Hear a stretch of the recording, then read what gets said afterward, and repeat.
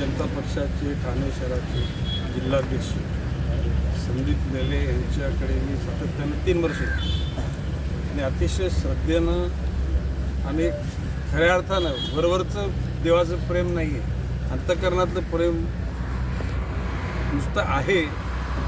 त्यामुळे सगळं वातावरण निर्माण झालेलं आणि ते आशीर्वाद घेण्याकरता मी 3 वर्ष येतोय आणि त्याची फलं मिळायला लागलेली.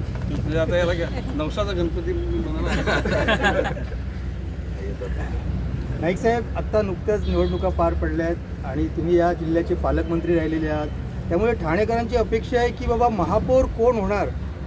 हे बघा, बाब अशी आहे की एकेकाली मी स्पष्ट माझ्या भावना व्यक्त केल्या होत्या की ठाणे जिल्ह्यासह MMRD परिसरामध्ये महायुतीच्या सर्व कार्यकर्त्यांना म्हणजे नेत्या लोकांची खासदारकी असते, नेत्या लोकांची आमदारकी असते, कार्यकर्त्याची महापालिका कार्यकर्त्याची, नगरपालिका कार्यकर्त्याची. तर एकदा त्यांना लढू द्या, लढल्यानंतर मग पुन्हा ज्याचे नगरसेवक जास्त त्याचा महापौर त्यांना सगळ्यांनी दुसऱ्या मित्रपक्षाने पाठिंबा द्यायचा आणि त्या रेशोमध्ये दुसरी पदं वाटून घ्यायची, असं माझं मत होतं.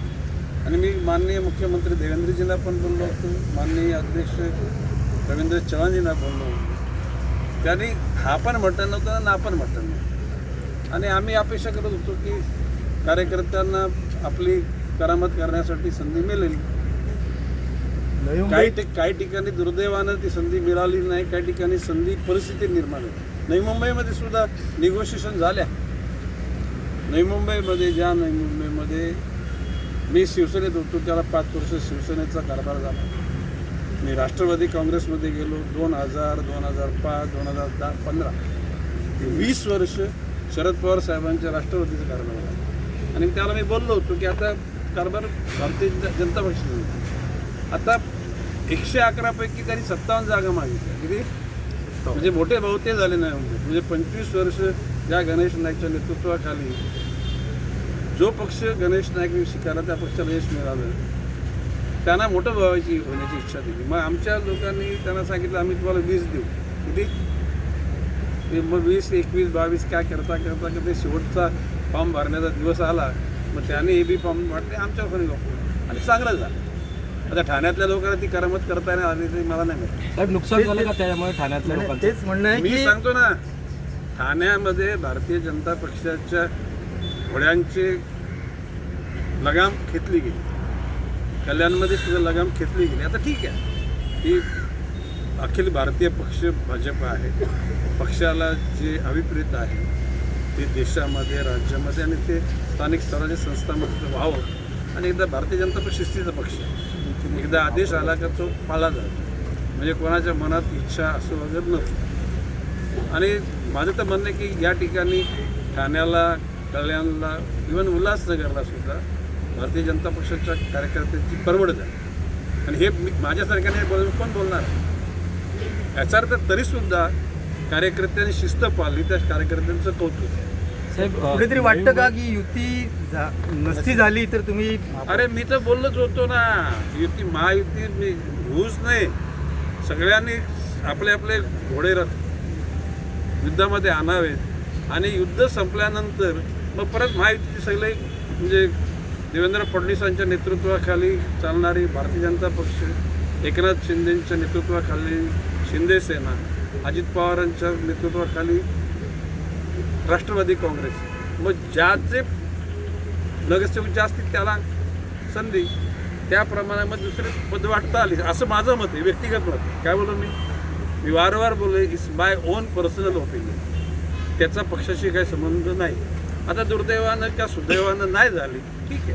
आणि मला जाणवते की ठाण्यातला भारतीय जनता पक्षाचा कार्यकर्ता हा खुश नाही, कल्याणमधला कार्यकर्ता खुश नाही, उल्हासनगरलामध्ये कार्यकर्ता खुश नाही.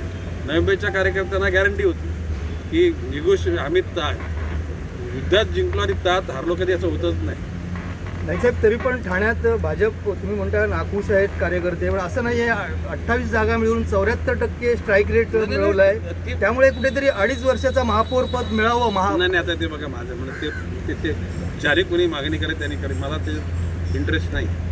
बाब अशी की मोदीजींच्या ह्या 11 वर्षाच्या कालखंडामध्ये त्यांनी ज्या पद्धतीनं देशाच्या जनतेला एकसंघ करायचा प्रयत्न केला, देवेंद्र फडणवीसांनी अतिशय त्यांच्यासाठी म्हणजे दगड धोंडे रस्त्यात टाकून सुद्धा अतिशय प्रतिकूल परिस्थितीत त्यांनी राज्याचा कारभार पुन्हा नीटनेटका करायचा प्रयत्न केलेला आहे. अशा परिस्थितीमध्ये कार्यकर्त्यांनी प्रयत्नाची पराकाष्ठा केली आणि भारतीय जनता पक्षाचे विचार जनतेला परत पोहोचले आणि म्हणून तो आपण म्हणतो 74% त्या ठिकाणी यश मिळालं.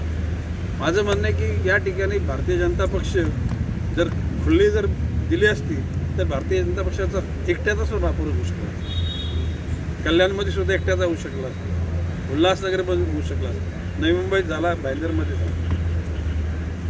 आणि हा काय म्हणजे इतिहास काय फार जुना नाही आहे. मी वारंवार बोललो आहे की नवी मुंबईचा 95 ते 2020 पर्यंत भाईंदरला मायरा मेंडोसाला महापौर मीच बनवले, गिल्बर्ट मेंडोसाच्या मुलीला बनवलं. इथे सुद्धा राष्ट्रवादी असताना नजीब मुलाला 2 मतं फक्त ती त्याला सटकावले, नाहीतर इथला पण महापौर नजीब मुल्ला झाला. म्हणजे काय झाले, नवी मुंबई, ठाणे, भाईंदर, उल्हासनगरला त्या ठिकाणी कलानीची ज्योती कलानी महापौर होतीच. पुंडलिक म्हात्रेला ज्या अखंड काँग्रेस असताना डोंबिवली कल्याणमध्ये नगराध्यक्ष कधी काँग्रेसला होऊ शकला नाही, ते पुंडलिक म्हात्रेला महापौर मी बनवला. कुठे म्हणजे मग काय राहिलं, जिल्हा परिषद त्यावेळेला राष्ट्रवादीची होती, जिल्हा सहकारी बँक TBA ठाणे जिल्हा सहकारी बँक राष्ट्रवादीची होती. म्हणजे किल्ले कोणाचे नाहीत आणि भारतीय जनता पक्षाने आता परवानगी दिली ना ते ह्यांचे नामनिशान साफ करून टाकले. हे मी आज परत बोलतो. पण तर काय आम्ही भारतीय जनता पक्ष शिस्तीचा पक्ष आहे म्हणून आम्ही आदेश मानतो. काय बोललो आम्ही आदेश मानतो. मनाला नाही न पटताना हे कार्यकर्त्यांनी सण केलेले पक्षाच्या नेतृत्वाच्या आदेशाकरता असं माझं मत आहे. आणि ते आता हे मी बोलतो याचं ट्रान्सलेशन हिंदी इंग्लिशमध्ये सगळीकडे होऊन जातं. हां दादा, कालच इम्तियाज म्हणत आलो होतं, त्यांनी सांगितलं की आम्ही महाराष्ट्र हिरवा करू. यावर आपण कसं बघताय? हे बघा बाब अशी आहे की आपण ज्याला भगवा बोलतो ना, ऐकून घ्या, हिरवा म्हणजे काय पाकिस्तानीचा हिरवा इथे येणार नाही, येऊ देणार नाही. परंतु आपल्या तिरंग्यामध्ये सुद्धा 3 रंग आहेत ना, भगवा आहे, पांढरा आहे आणि हिरवा पण आहे. आता प्रश्न असा की विचाराने त्यांनी त्यांच्या पक्षाचा रंग हिरवा आहे झेंड्याचा. आता त्याचं आपण किती भांडवल करायचं ते आपण करू शकतो. काय बोलतो मी, भांडवल करायचं तर सगळ्या गोष्टीचं भांडवल करायचं आहे. परंतु बाब असे की ते हिरवा रंग बऱ्याच आणखी पक्षात सुद्धा आहे. म्हणजे तो म्हणजे या देशामध्ये मोगलांची सल्तनत चालेल अशा प्रकारची भूमिका तिथे असली तर आम्ही कधी आव्हान स्वीकारू. परंतु त्याच्या बोलण्यामध्ये किंवा ती कोणती त्यांची एक नगरसेविका तिच्या बोलण्यामध्ये अरे आपण बोलतो ना, अरे भगवा मैं करून टाकला, तर ती पक्षाच्या अनुषंगाने पॉलिटिकल तर तिने बोलले का म्हणजे हारा बना दे. ऐकून घ्या, म्हणजे जर तुम्ही जर रोखून बघितलं तर खाजून खरोज करायचे म्हणे तर कुठे खरोज करता येत नक लावू शकतो. नाही, पण त्या इम्तियाज जलीलने एक प्रकारे गर्भित अशी धमकी दिली आहे. इम्तियाज जलील तो कायदेशीर त्याने केलेली भाषा तुम्ही चॅलेंज करू शकत नाही. नाही का चालू की ज्या वेळेला तुम्ही सध्या आम्ही भगवं करू तर त्याने हिरवं बोलत तर ठीक आहे. पॉलिटिकली आमच्या विचारात जो आमचा म्हणजे हिरवा आहे आणि तिरंग्यामध्ये हिरवा आहेच ना, त्या ठिकाणी हिरव्याची नफरत आपण नाही करतो का. हा तो जो मोगलांचा हिरवेपण आहे त्याचा आपण धिक्कार करतो आणि त्याचा मुकाबला करू. ओके.